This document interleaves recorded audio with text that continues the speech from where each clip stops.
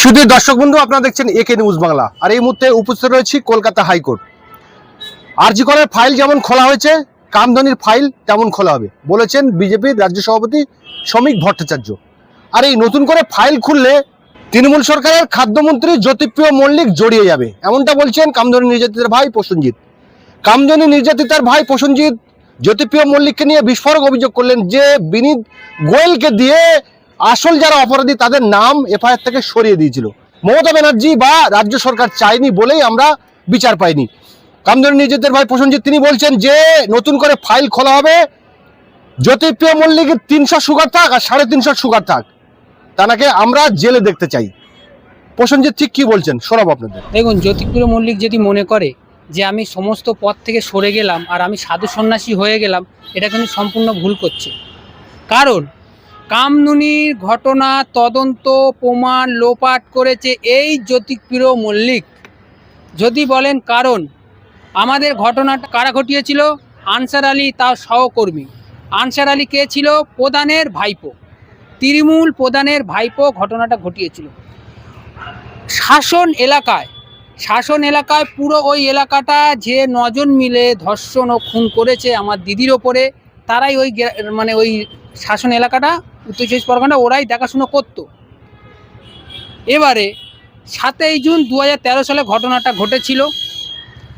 জ্যোতিপ্রিয় মল্লিক ঠিক 8 তারিখে আমরা কামধনির মোড়ে আমরা পথ অবরোধ করে বসে রয়েছি। 8 তারিখে জ্যোতিপ্রিয় মল্লিক গিয়ে বলেছিল যে তোমাদের ফ্যামিলিকে 2 লাখ টাকা দিচ্ছি আর ফ্যামিলিকে একজনকে চাকরি দিচ্ছি, তোমরা এই আন্দোলনতে সরে যাও।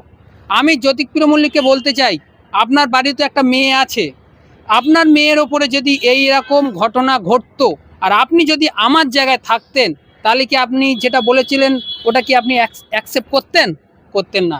যার যায় সে বোঝে, যাদের যায় তারা বোঝে। আপনি কি মনে করেন যে যদি সঠিক তদন্ত করা হয় তাহলে জ্যোতিপ্রিয় মল্লিক এই মামলায় কি ফেঁসে যেতে পারে? দেখুন, মাননীয় হাইকোর্ট জয়মাল্য বাগচি পরিষ্কার কথা জাজমেন্টে লিখে দিয়েছে যে সরকারের গাফিলতিতে আমি এই রায় দিতে বাধ্য হচ্ছি। গাফিলতিটা করেছে এই জ্যোতিপ্রিয় মল্লিক। প্রধান বলে দিয়েছে যে আমার ভাইপোর নাম যেন চার্জশিটে না থাকে। জ্যোতিপ্রিয় মল্লিক আবার বিনীত গোয়েলকে বলেছে। বিনীত গোয়েল পুরোপুরি ম্যাটারটা শুনে দেখলাম মেন আসামি, যার কাছ থেকে আমরা সেই দিনকে ঘটনায় চাবি নিয়ে গেট খুলে আমার দিদির ডেড বডিটা ওখানে দেখতে পেয়েছি, তার নামই চার্জশিটে নেই।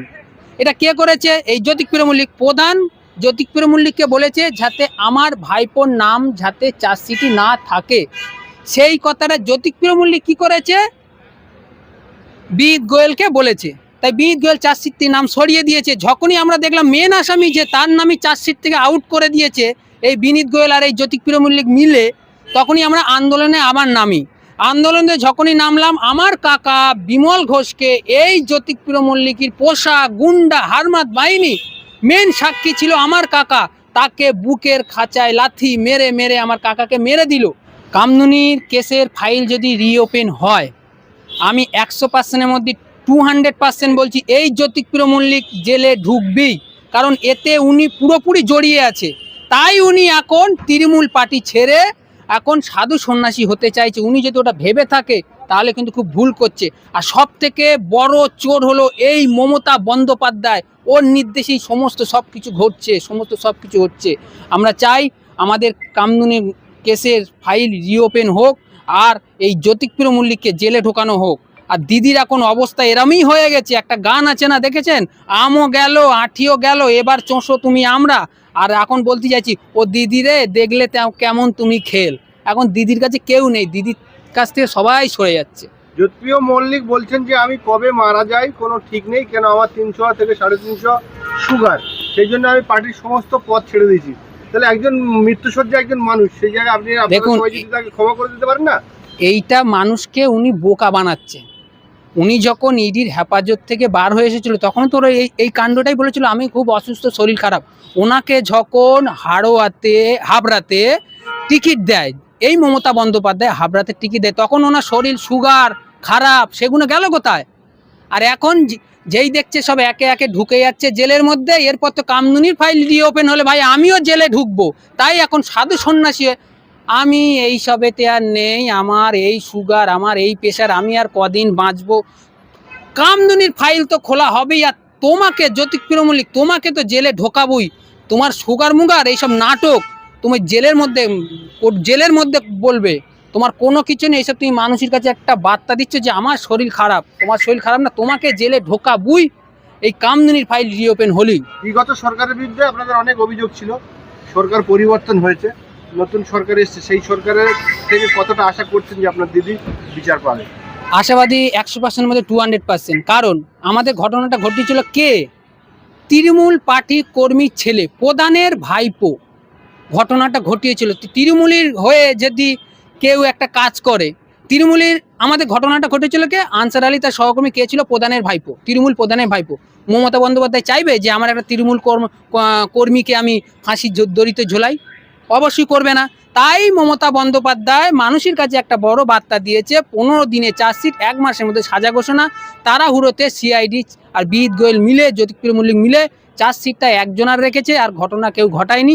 আমরা নতুন সরকারের কাছে আশাবাদী যে আমরা এবার ন্যায় বিচার পাবো, আর আমরা চাই সঠিক তদন্ত হোক, ন্যায় বিচার যেন আমরা পাই, সঠিক তদন্ত হোক, পুনরায় তদন্ত হোক।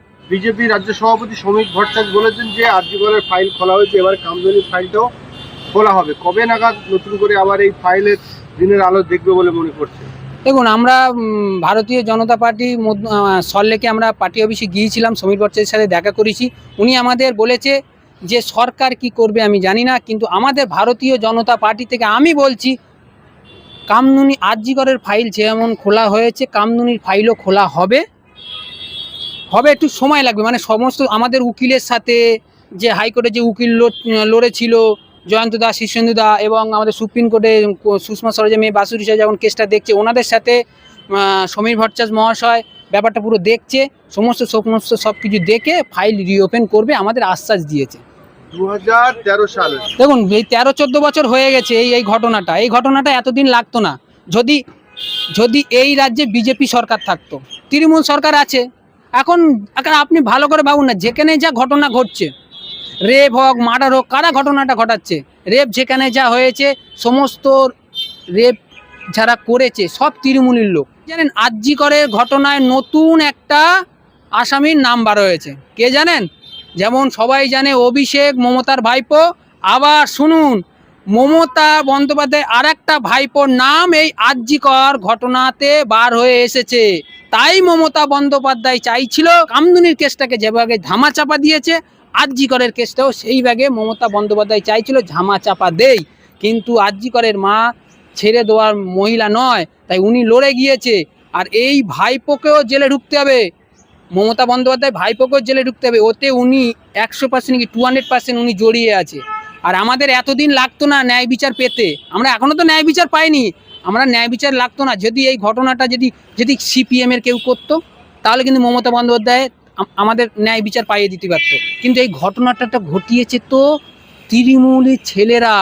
তারা এখন কোথায়?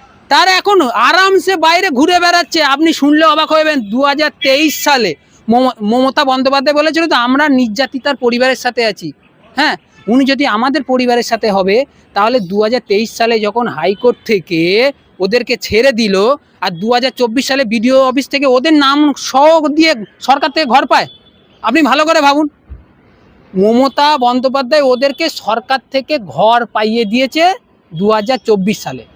এবং এতদিন যারা বেকার ছিল জেলের মধ্যে পড়ে, যখন বাইরে এসেছে, মমতা বন্দ্যোপাধ্যায় ওদেরকে একটা জায়গায় কাজ দিয়েছে। কারুর সিকিউরিটি গার্ডের কাজ দিয়েছে, কারুর শপিং মলে কাজ দিয়েছে, কারুর বাজারে দোকান করে দিয়েছে। এই মমতা বন্দ্যোপাধ্যায় আমাদের কেসের যারা আসামিরা বাইরে বার হয়ে আছে, আজকের ওদের বাড়ি পুলিশ পোস্টিং রয়েছে, কিন্তু আমাদের বাড়ি পুলিশ পোস্টিং নেই। আমাকে কতবার মার্ডার করার চেষ্টা করেছে, এই যে 4 জন ছাড়া পড়েছে। আমি হিয়াসি থানা থেকে শুরু করে বারাসাত থানা, রাজারহাট থানা থেকে শুরু করে আমি সমস্ত জায়গায় আমি বলেছি, পুলিশ কোনো অ্যাকশান নেয়নি। কারণ অ্যাকশান নেবে কি করে? আগে ছিল শাসকের আইন, কিন্তু এখন হয়েছে আইনের শাসন।